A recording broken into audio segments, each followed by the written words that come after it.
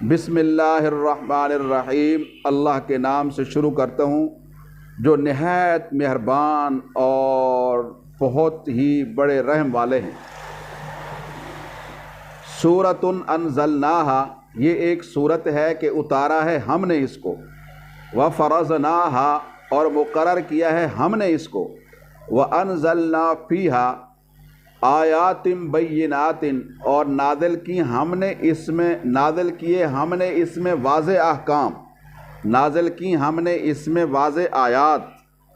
لعلکم تذکرون، تاکہ تم نصیحت حاصل کرو، تاکہ تم یاد کرو ان احکام کو۔ الزانیۃ والزانی، زنا کرنے والی عورت اور زنا کرنے والا مرد، فجلدوا کل واحد منہما مئۃ جلدۃ، پس کوڑے مارو ہر ایک کو دونوں میں سے 100 کوڑے۔ ولا تأخذکم بہما رأفۃ، اور نہ پکڑے تمہیں دونوں کے بارے میں مہربانی، فی دین اللہ، اللہ کے دین کے معاملے میں، ان کنتم تؤمنون باللہ والیوم الآخر، اگر ہو تم ایمان رکھنے والے اللہ اور آخرت کے دن پر۔ وَلْيَشْهَدْ عَذَابَهُمَا طَائِفَةٌ مِّنَ الْمُؤْمِنِينَ، اور چاہیے کہ حاضر رہے دونوں کی سزا کے وقت میں ایک جماعت مومنین کی۔ الزانی لا ينکح الا زانیۃ، زنا کرنے والا مرد نہیں نکاح کرتا مگر زنا کرنے والی عورت سے،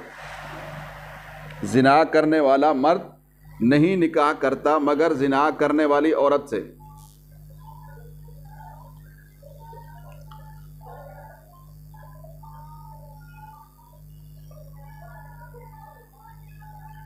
او مشرکتن، یا مشرکہ عورت سے۔ والزانیۃ لا ینکحھا الا زان او مشرک، اور زنا کرنے والی عورت کے نہیں نکاح کرتا اس سے مگر زنا کرنے والا مرد یا مشرک آدمی۔ وحرم ذلک علی المؤمنین، اور حرام کیا گیا ہے وہ مومنین پر، یعنی زنا یا مشرکہ سے نکاح۔ سورہ نور، اس کا نزول کا نمبر ہے 102، اور یہ 24ویں نمبر کی ترتیب میں صورت ہے اور مدنی صورت ہے۔ اس میں 64 آیات ہیں اور 9 رکوع ہیں۔ صورت کا نام، اس صورت کی آیت مبارکہ اللہ نور السماوات والارض، یہاں سے لیا گیا ہے کہ اس آیت میں نور ہدایت کے تاثیر میں قوی ہونے کی مثال آئی ہے، اللہ نور السماوات والارض کے اندر۔ تو اس آیت سے یہ گویا کہ اس کا نام اخذ کیا گیا ہے۔ اس صورت کا جو موضوع ہے وہ اصلاح معاشرہ ہے، اور اس کا یہ نام رکھنے کی وجہ یہ ہے کہ اگر لوگ اس صورت کے احکام پر عمل کر لیں تو پورا معاشرہ جو ہے وہ نور، منور اور روشن ہو سکتا ہے اور سنور سکتا ہے۔ اسی وجہ سے ایک مرسل روایت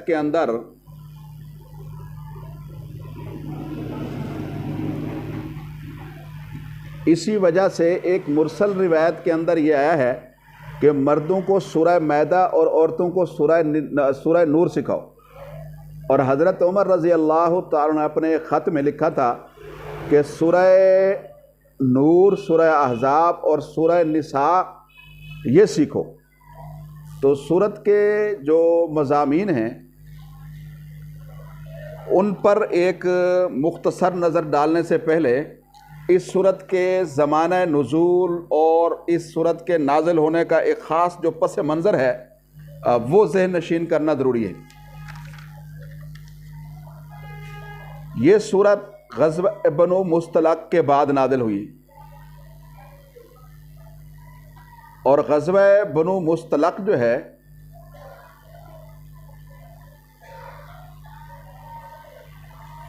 یہ سن 5 ہجری میں پیش آیا،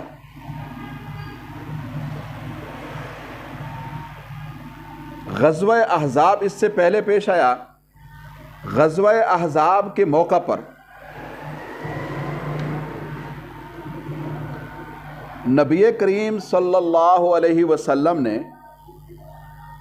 صحابہ کرام سے یہ فرمایا تھا کہ اس سال کے بعد اب قریش تم پر چڑھائی نہیں کریں گے، بلکہ اب تم ان پر چڑھائی کرو گے۔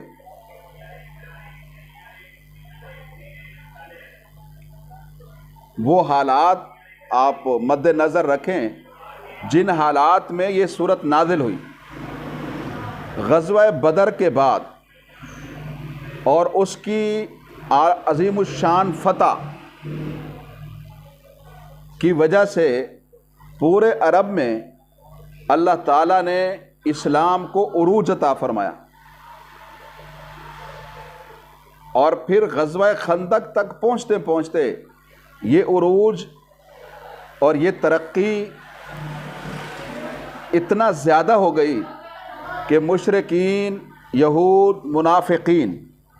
اور وہ لوگ کہ جو اس انتظار میں تھے کہ ہم دیکھتے ہیں کہ اگر مسلمان غالب آ گئے تو ہم ان کا ساتھ دیں گے، اور اگر مشرکین عرب غالب آ گئے تو ہم ان کا ساتھ دیں گے۔ انتظار کرو اور دیکھو کہ پالیسی پر عمل پیرا جو لوگ تھے، یعنی وہ یہ دیکھنا چاہتے تھے کہ اونٹ کس کروٹ بیٹھتا ہے، تو یہ سبھی لوگ مشرک ہوں یا یہودی یا منافق یا عیسائی یا انتظار کرنے والے، سبھی یہ محسوس کرنے لگے تھے کہ اب اس نئی طاقت کو جنگوں سے، ہتھیاروں سے، فوجوں سے شکست نہیں دی جا سکتی۔ غزوہ خندق میں یہ لوگ متحد ہو کر 10,000 فوج کے ساتھ مدینہ پر چڑھ آئے تھے، جسے غزوہ احزاب بھی کہتے ہیں، مگر 1 مہینے تک مسلح جد و جہد کرنے کے بعد آخر کار یہ مدینہ سے ناکام ہو کر چلے گئے، اور ان کے جاتے ہی نبی کریم صلی اللہ علیہ وسلم نے فرمایا لن تغزوکم قریش بعد عامکم ھذا ولکنکم تغزونہم، اس سال کے بعد اب قریش تم پہ چڑھائی نہیں کریں گے، بلکہ اب تم ان کے خلاف چڑھائی کرو گے۔ یہ نبی علیہ السلام کا فرمان اس بات کا اعلان تھا کہ مخالف اسلام طاقتوں کی قوت اقدام ختم ہو چکی، یعنی آگے بڑھ کر مسلمانوں پر حملہ کرنے کی صلاحیت دم توڑ چکی ہے، ختم ہو گئی۔ اب اسلام اور مسلمان اپنے بچاؤ اور دفاع کی نہیں بلکہ آگے بڑھ کر لڑائی لڑنے کی صلاحیت رکھتے ہیں، اور اب کافر جو تھے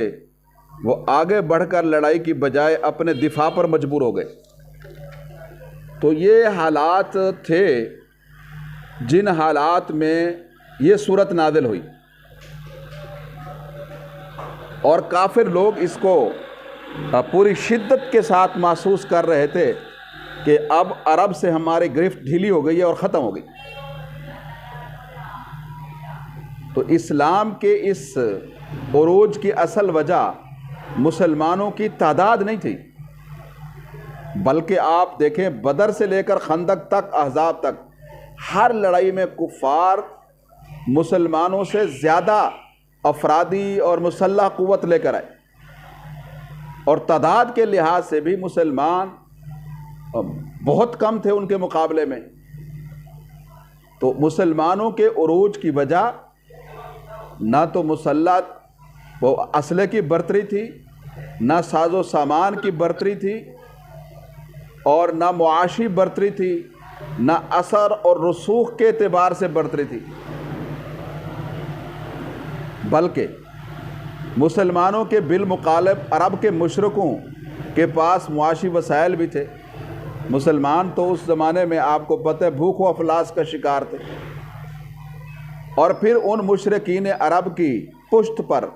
سارے مشرک اور اہل کتاب کے قبائل بھی تھے۔ تو مسلمانوں کی اس وقت قوت، تقوی، اخلاص، للہیت اور مومنانہ صفات تھی جن کی برکت سے اللہ تبارک و تعالیٰ نے یہ فتوحات کا دروازہ کھولا ہے. مسلمانوں کی قوت اخلاقی برتری تھی جس کو تمام دشمنان اسلام خود بھی محسوس کر رہے تھے. ایک طرف وہ دیکھتے تھے کہ نبی کریم صلی اللہ علیہ وسلم کی بے داغ سیرت، آپ کی طہارت، آپ کی پاکیزگی اور آپ کی استقامت وہ دلوں کو مسخر کرتی چلی جا رہی ہے، اور دوسری طرف انہیں یہ صاف نظر آ رہا تھا کہ انفرادی اور اجتماعی اخلاق کی پاکیزگی نے مسلمانوں کے اندر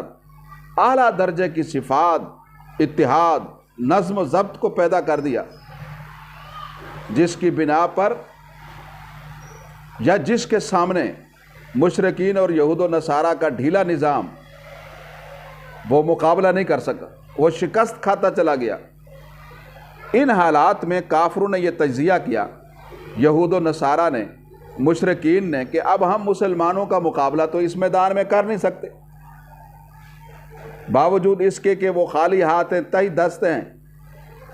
لیکن پھر بھی وہ جیت جاتے ہیں ہر جنگ. تو کیوں نہ ہو کہ ہم مسلمانوں کے خلاف غلط پروپیگنڈا کریں اور اس طرح سے ان کو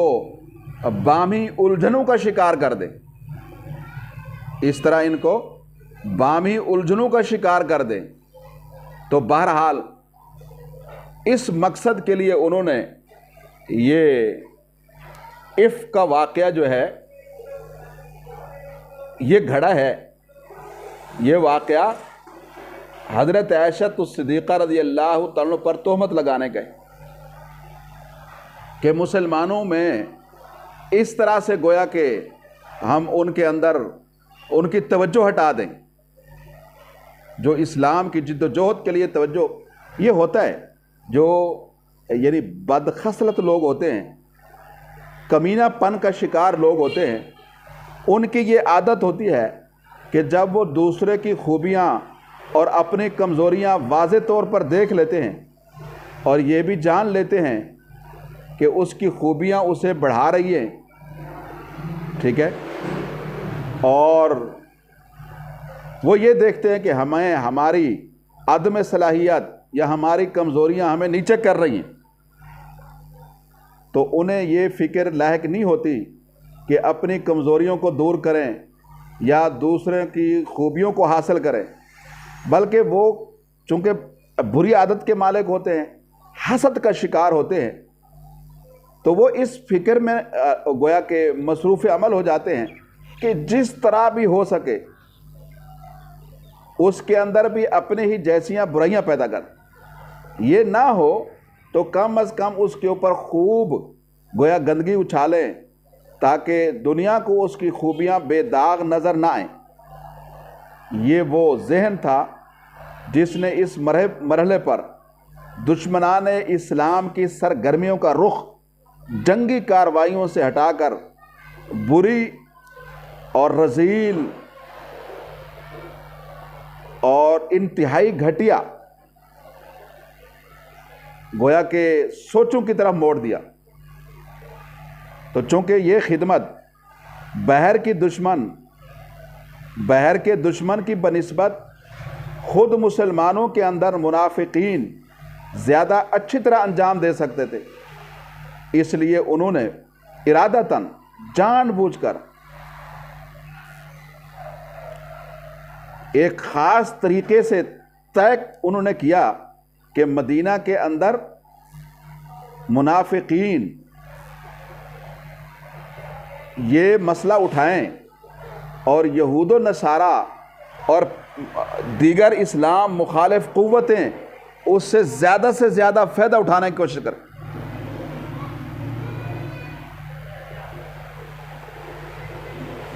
اس حوالے سے انہوں نے کئی باتیں گھڑی. مثلا سب سے پہلے تو انہوں نے سن 5 ہجری میں جب نبی کریم صلی اللہ علیہ وسلم نے عرب کی جاہلانہ رسم لپالک کے متعلق جو خود ساختہ ان کی ذہنیت تھی اس کا خاتمہ کرنے کے لیے اپنے لپالک زید بن حارثہ کی مطلقہ بیوی زینب بنت جحش دوسرے کے بیٹے کو اپنا بیٹا بنانا اور خاندان میں اسے بالکل حقیقی بیٹے کی حیثیت دے دینا، یہ عربوں کے ہاں تھا۔ تو اس رسم کا خاتمہ نبی علیہ السلام نے کیسے کیا؟ خود اپنے لپالک زید بن حارثہ کی مطلقہ بیوی حضرت زینب بنت جحش رضی اللہ تعالی عنہا سے اللہ کے حکم سے نکاح فرمایا۔ تو اس موقع پر مدینہ کے منافقین وہ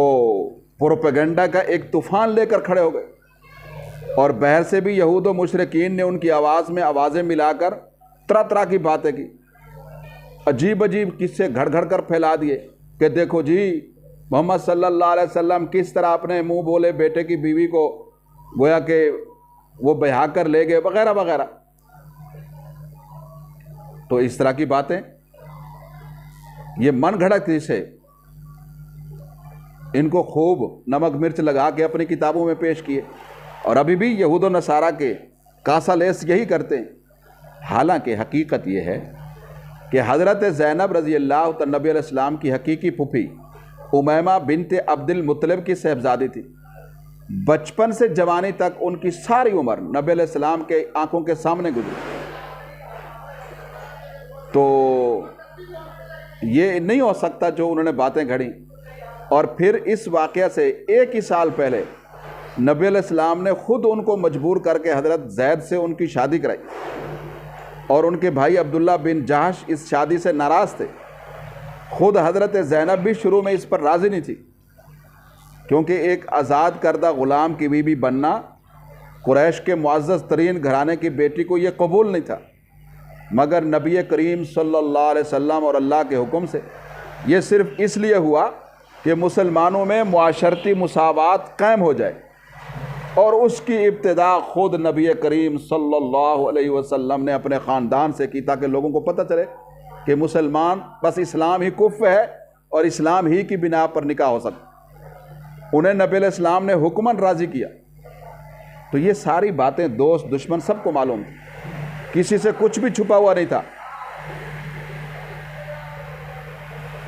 حضرت زینب کا فخری نسب کا احساس اور حضرت زید بن حارثہ پر غلامی کا لیبل، یہ وہ بات تھی کہ بہرحال نبھا نہیں ہو سکا، آخرکار طلاق تک بات آ گئی۔ تو اس کے باوجود بے شرم لوگوں نے نبی کریم صلی اللہ علیہ وسلم پر بدترین اخلاقی الزامات لگائے، اور ان کو اس کثرت سے رواج دیا کہ آج تک ان کا یہ پروپیگنڈا اپنا رنگ دکھا رہا ہے۔ اور اس کے بعد دوسرا حملہ غزوہ بنو مستلق کے موقع پر کیا گیا، اور یہ پہلے سے بھی زیادہ سخت۔ بنو مستلق قبیلہ بنو خزاعہ کی ایک شاخ تھی جو ساحل بحر احمر پر جدے اور رابغ کے درمیان قدید کے علاقے میں رہتے تھے۔ ان کے چشمے کا نام تھا مریسی، میم را یا سین یا عین، اس چشمے کے آس پاس اس قبیلے کے لوگ آباد تھے۔ تو اسی مناسبت سے حدیثوں میں اس غزوے کا نام مریسی بھی آیا ہے، اور اس کا چونکہ قبیلے کا نام بنو مستلق تھا تو اس کا نام بنو مستلق بھی آئے۔ شعبان 6 ہجری میں نبی کریم صلی اللہ علیہ وسلم کو اطلاع ملی کہ یہ لوگ مسلمانوں کے خلاف جنگ کی تیاری کر رہے ہیں اور دوسرے قبائل کو بھی جمع کرنے کی کوشش میں لگے ہوئے ہیں۔ تو یہ اطلاع پاتے ہی نبی کریم صلی اللہ علیہ وسلم ایک لشکر لے کر ان کی طرف روانہ ہو گئے، تاکہ فتنے کے سر اٹھانے سے پہلے ہی اسے کچل دیا جائے۔ اس مہم میں عبداللہ بن ابی بھی منافقوں کی ایک بڑی تعداد لے کر آپ کے ساتھ ہو گیا۔ عبداللہ بن ابی منافقوں کی ایک بڑی تعداد لے کر آپ کے ساتھ ہو گیا۔ اسے جب یقین ہوتا تھا کہ یہاں فتح ہی ہونی ہے، کوئی پریشانی نہیں، وہ چل پڑتے تھے تاکہ غنیمت ہاتھ آ جائے۔ یہ منافقوں کا وتیرہ تھا، ورنہ منافقوں کا جہاد سے کیا تعلق۔ تو اس سے پہلے کسی جنگ میں منافق اتنے زیادہ شریک نہیں ہوئے، نہیں جاتے تھے، آ جاتے تھے، بہانے بناتے تھے۔ تو مریسی کے مقام پر نبی علیہ الصلوۃ والسلام نے اچانک دشمن کو پکڑا، تو تھوڑی سی لڑائی کے بعد پورے قبیلے کو مال اسباب سمیت گرفتار کر لیا۔ تو اس مہم سے فارغ ہو کر ابھی مریسی کے مقام پر، یعنی اس چشمے کے قریب ہی لشکر اسلام پڑاؤ ڈالے ہوا تھا کہ ایک دن حضرت عمر رضی اللہ تعالیٰ عنہ کے ایک ملازم یا خادم جہجہ بن مسعود غفاری، جیم ہا جیم الف گولہا، جہجہ بن مسعود غفاری اور قبیلہ خزرج کے ایک حلیف، یعنی انصاریوں کے ایک حلیف حضرت سنان، ان کے درمیان پانی پر جھگڑا ہو گیا۔ پانی لینے گئے، ایک نے کہا پہلے میں نے بھرنا ہے، دوسرے نے کہا میں نے بھرنا ہے، تو بہرحال ایک مہاجر اور ایک انصاری کا اس طرح سے پانی پہ جھگڑا ہو گیا۔ تو مہاجر، ایک انصاری نے انصار کو پکارا، مہاجر نے مہاجرین کو آواز دی، لوگ دونوں طرف سے جمع ہو گئے، تو معاملہ رفع دفع کر دیا گیا، لیکن بات ختم ہو گئی۔ عبداللہ بن ابی نے، جو مدینہ کے قبیلہ خزرج سے تعلق رکھتا تھا اور چھوٹی سی بات کو بڑا بنانے کا بڑا ماہر تھا، اس نے انصار کو یہ کہہ کر بھڑکانا شروع کیا کہ دیکھو یہ مہاجرین ہم پر ٹوٹ پڑے ہیں اور ہمارے دشمن بن گئے ہیں، ہماری اور ان قریش غریبوں کی یا مہاجروں کی مثال ایسی ہے، توبہ نعوذ باللہ، توبہ نعوذ باللہ، کہ ہم نے ان کو پالا اور ہمیں یہ ایسا کرتے ہیں۔ تو یہ سب کچھ وہ کہنے لگا، اے انصار تمہارا اپنا کیا دھرا ہے، تم لوگوں نے خود انہیں لا کر اپنے ہاں بسایا ہے اور ان کو اپنے مال اور جائیداد میں حصے دار بنایا ہے، آج اگر تم ان سے ہاتھ کھینچ لو تو یہ چلے جائیں گے، نظر نہیں آئیں گے۔ اور اس نے کہا، سورہ منافقون میں اللہ تعالیٰ نے اس کا خود یہ قول نقل کیا ہے، لَيُخْرِجَنَّ الْأَعَزُّ مِنْهَا الْأَذَلَّ، استغفر اللہ نعوذ باللہ۔ اس نے یہ کہا کہ مدینہ، قسم کھا کر کہا، مدینہ واپس پہنچنے کے بعد جو ہم میں سے عزت والا ہے وہ ذلیل لوگوں کو نکال بہر کر دے گا۔ اس کی ان باتوں کی اطلاع جب نبی کریم صلی اللہ علیہ وسلم کو پہنچی تو حضرت عمر نے تو مشورہ دیا، حضرت اس شخص کو قتل کرا دینا چاہیے، اس کا یہی علاج ہے۔ مگر نبی کریم صلی اللہ علیہ وسلم نے فرمایا، عمر دنیا کیا کہے گی کہ محمد صلی اللہ علیہ وسلم اپنے ہی ساتھیوں کو قتل کر دیتے، لوگوں کو تو نہیں پتہ یہ منافق ہے، یہ تو اللہ اور اس کے رسول کو اللہ نے ہمیں بتایا۔ تو آپ نے فوراً ہی اس مقام سے کوچ کرنے کا حکم دیا تاکہ بات آگے پیچھے ہو جائے، اور دوسرے دن دوپہر تک کسی جگہ پڑاؤ نہیں کیا تاکہ لوگ خوب تھک جائیں اور کسی کو بیٹھ کر چیمے گوئیاں کرنے اور سننے کی مہلت ہی نہ ملے۔ تو راستے میں حضرت اسید بن حضیر، یہ انصاری صحابی ہیں، انہوں نے کہا، اللہ کے نبی صلی اللہ علیہ وسلم آج آپ اپنے معمول کے خلاف جس وقت میں ہمیں کوچ کرنے کا عموماً آپ حکم دیتے تھے اس وقت میں نہیں دے رہے۔ تو آپ نے جواب دیا کہ اے اسید بن حضیر، تم نے سنا نہیں یہ تمہارے قبیلے کے آدمی عبداللہ بن ابی منافق رئیس المنافقین نے کیا باتیں کی ہیں؟ انہوں نے کہا، حضرت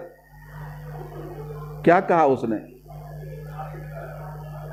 اللہ اکبر، تو بات ظاہر ہے ان کو بھی معلوم۔ تو وہ کہنے لگے، حضرت بات یہ ہے کہ آپ اس شخص سے نہ رعایت کریں، اس کی تفصیل میں بتاتا ہوں۔ آپ جب مدینہ تشریف لائے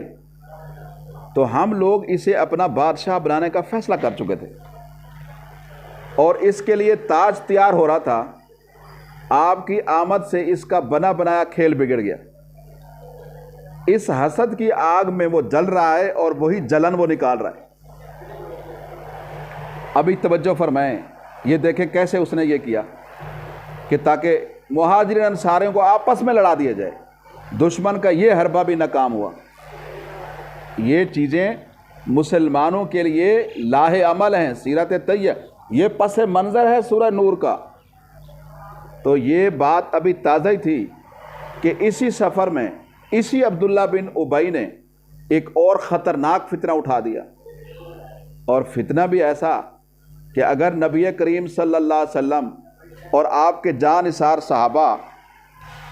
صبر نہ کرتے، تحمل نہ کرتے، حکمت اور دانائی سے کام نہ لیتے،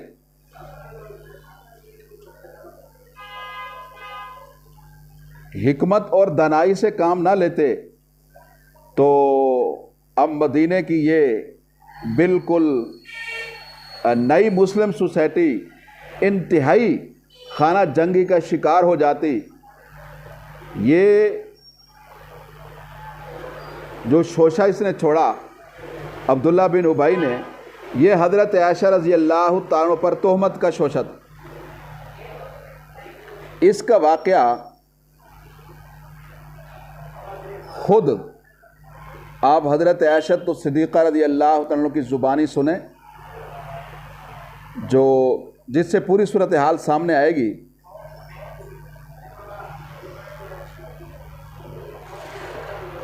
مختلف حدیث کی کتابوں میں اور بخاری شریف میں یہ خود واقعہ حضرت عائشہ صدیقہ رضی اللہ عنہ کی زبانی منقول ہے۔ تو کل کے درس میں انشاءاللہ العزیز ہم حضرت عائشہ صدیقہ رضی اللہ عنہ کی یہ روایت بالتفصیل عرض کریں گے، اور اس سلسلے میں جو وضاحت طلب کوئی بات ہوگی تو وہ بھی حدیثوں کی روح سے عرض کریں گے۔ تو واقعہ عفق کے تعلق سے اللہ تعالیٰ نے یہاں 7 باتیں کی ہیں پہلے رکوع میں، اور پھر اگلے رکوع میں اللہ تعالیٰ نے اس حوالے سے مزید 4 باتیں کی ہیں، تو وہ بھی موقع بہ موقع ہم انشاءاللہ عرض کریں گے۔ فی الحال اتنا ذہن نشین فرما لیں، کہنے سننے سے زیادہ اللہ ہمیں نیک اور مقبول عمل کی توفیق عطا فرمائے۔ السلام علیکم ورحمۃ اللہ وبرکاتہ۔